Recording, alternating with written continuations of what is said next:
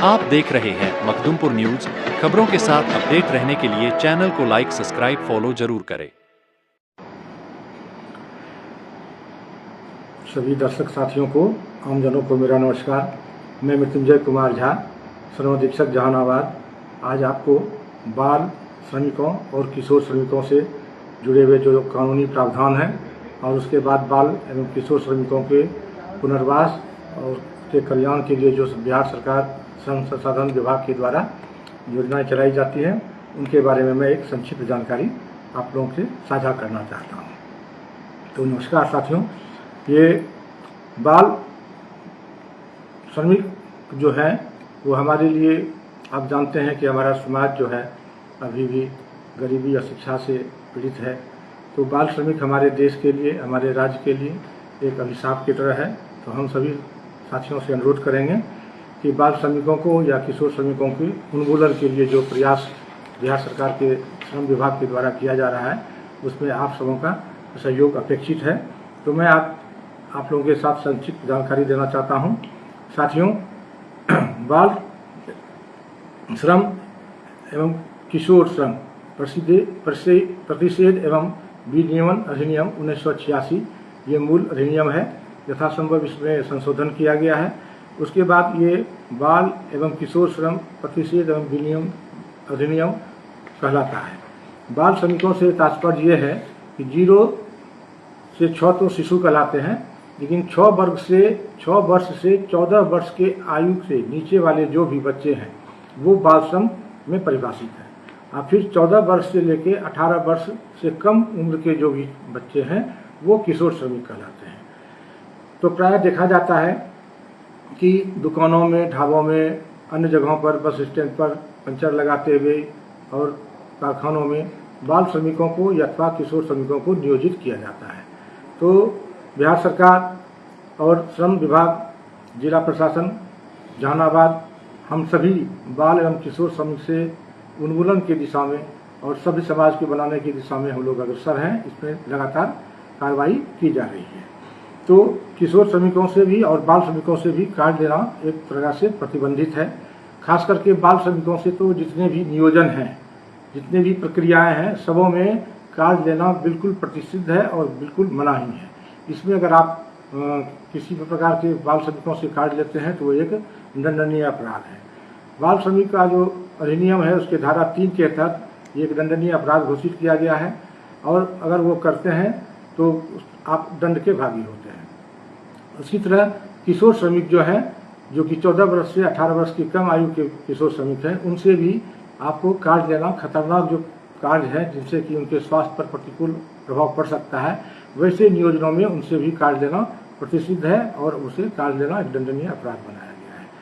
तो साथियों, में सभी प्रकार के नियोजनों प्रक्रियाओं में बाल श्रमिकों का तो कार्ड लेना निषिद्ध है ही।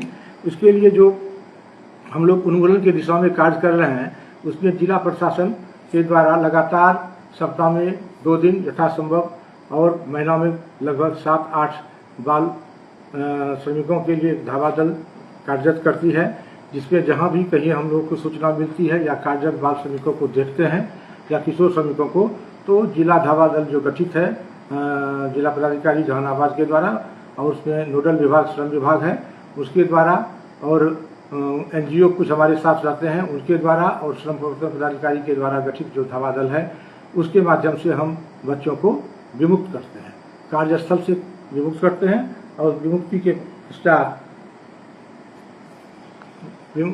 पश्चात हम लोग फिर उसके जो प्रक्रियाएं हैं उसको पुनर्वासन के लिए प्रक्रिया हम लोग करते हैं। तो ये जो अधिनियम है उसके धारा 17 के अधीन जो है राज्य सरकार जो है निरीक्षक नियुक्त करती है, जिसमें श्रम विभाग को नोडल विभाग बनाया गया है और अन्य भी पदाधिकारी जो है वो भी इसके तहत निरीक्षक नियुक्त है।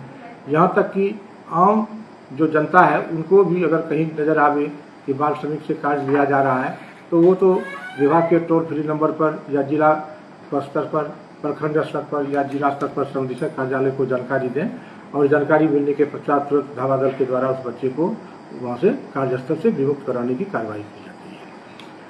अब जो विमुक्ति के पश्चात जो बच्चे को हम लोग देते हैं, उसको कल्याणकारी योजनाओं से जोड़ते हैं, उसके बारे में कुछ संक्षिप्त जानकारी देना चाहूँगा।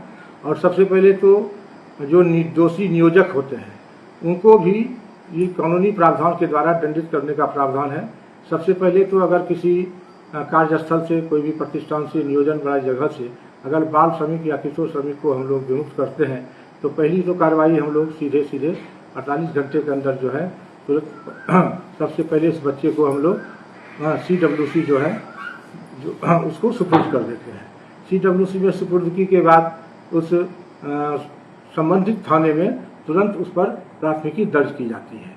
प्राथमिकी दर्ज हो जाने के बाद फिर हम लोग उसको CLTS है, जिसको चाइल्ड लेबर ट्रैकिंग सिस्टम है, वो एक सॉफ्टवेयर है, उसमें हम लोग एंट्री करते हैं स्थलीय जांच के बाद। और जब बच्चे का स्थलीय जांच हो जाता है तो बच्चे के बैंक अकाउंट, आधार कार्ड के आधार पर हम लोग विभाग से जो है सबसे पहले तो 3000 रुपया जो है उसको आर्थिक सहायता दी जाती है। तत्काल आर्थिक सहायता इसको कहते हैं। तत्काल आर्थिक सहायता का मतलब ये हुआ कि वो जो बच्चा नियोजन में कार्य कर रहा था, कुछ पैसे तो कमा ही रहा था, अपने परिवार को वह मदद कर रहा था आर्थिक रूप से, लेकिन एकाएक उसको विमुक्त कर लेने के बाद उस परिवार पर कुछ आर्थिक संकट ऐसा नहीं आ जाए, इसलिए 3000 रुपया तत्काल आर्थिक सहायता देने का प्रावधान है। तो विमुक्त बाल श्रमिक के गार्जियन को विमुक्त बाल श्रमिक के खाते में अगर नहीं है तो खाता खुलवाकर, बैंक खाता, उसको चेक के माध्यम से देते हैं। फिर उसके बाद जो दोषी नियोजक हैं, दोषी नियोजक के विरुद्ध हम लोग जो है 20,000 रुपया माननीय सर्वोच्च न्यायालय के निर्देशानुसार 20,000 रुपया उस दोषी नियोजक से वसूल कर उस नियोजक से वसूली हुई राशि को जिला बाल श्रमिक कल्याण कोष जो जिलाधिकारी के नाम पर होता है उसमें हम लोग जमा कराते हैं।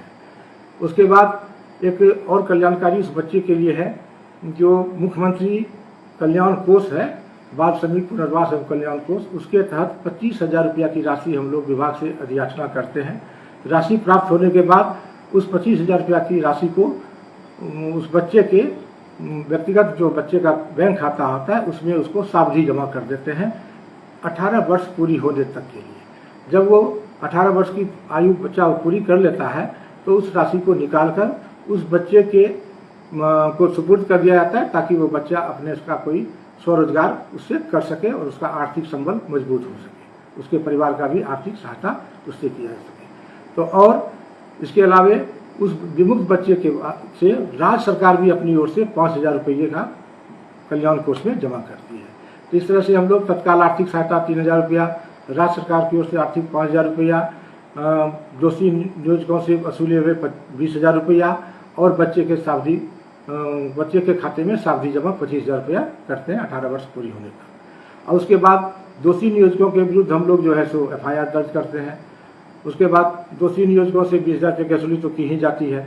इसके बाद जो बाल श्रमिक हैं उसके परिवार का भी सामाजिक और आर्थिक सुदृढ़ीकरण के लिए कुछ अन्य विभाग हैं जो राज्य कार्य योजना 2017 में बनी थी, उसके तहत जो है हम लोग अन्य विभागों से समन्वय स्थापित कर उस बच्चे के परिवार को आर्थिक और सामाजिक संबल देने के लिए उसको हम लोग उसकी मदद करते हैं। जैसे कि मान लिया जाए कि कोई बच्चे का परिवार है, अगर उसके पास मनरेगा का जॉब कार्ड नहीं बना हुआ है तो मनरेगा के पदाधिकारी से संपर्क कर उसका जॉब कार्ड बनवाते हैं ताकि उसको रोजगार मिले।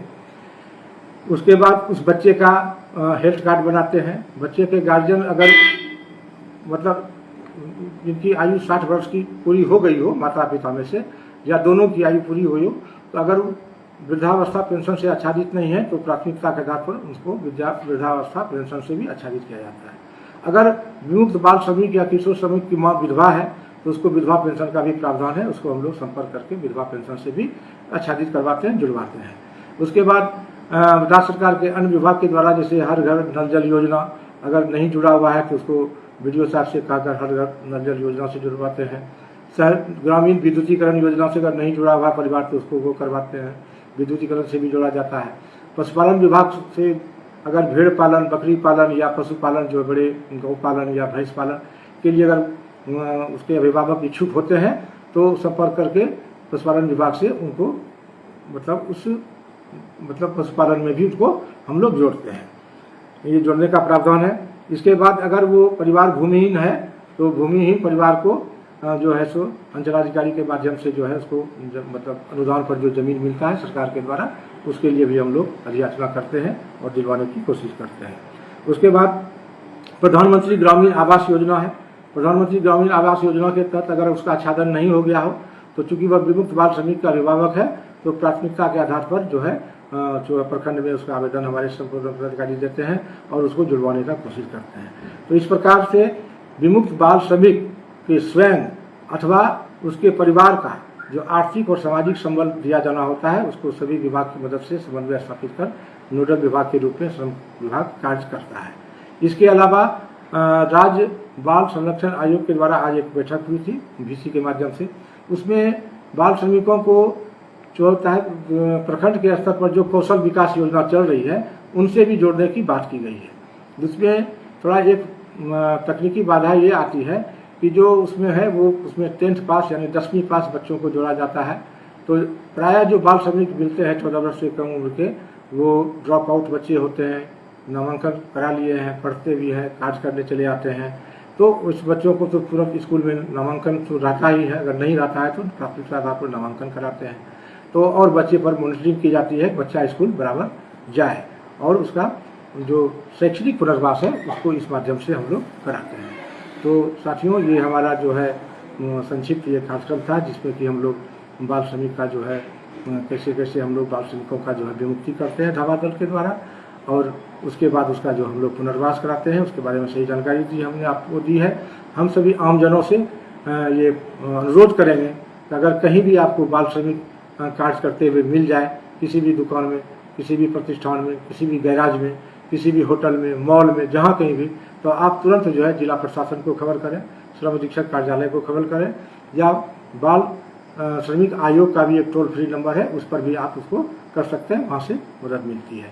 पिछले फरवरी माह में इस तरह का बाल संरक्षण कार्यालय को किसी सुधीर नागरिक के द्वारा ये प्राप्त हुआ था, उस पर तुरंत जाकर हम लोगों ने कार्रवाई की और 2 बच्चे जो उसको लोडिंग अनलोडिंग का काम करवाया जा रहा था तो उसको हम लोगों ने विमुक्त वहाँ से करवाया और उस पर उसके पुनर्वास की कार्रवाई हम लोग कर रहे हैं। तो साथियों ये हमारा संक्षिप्त कार्यक्रम था। हम पुनः आप लोगों से अनुरोध करेंगे, विनम्र प्रार्थना भी करेंगे कि अपने जिला को, अपने राज्य को बाल श्रम से मुक्त करावें और इसमें जिला प्रशासन का, श्रम विभाग की आप अपनी मदद करें और हम आपकी मदद के आधार पर जिले को और राज्य को बाल श्रम से मुक्त कराने का हम जो है भरपूर प्रयास करेंगे। इस तरह से हम जो एक सामाजिक अभिशाप है, कलंक है और बच्चे हमारे देश के भविष्य हैं, उनके भविष्य को संवारने में आपके मदद की अपेक्षा है। बहुत बहुत धन्यवाद।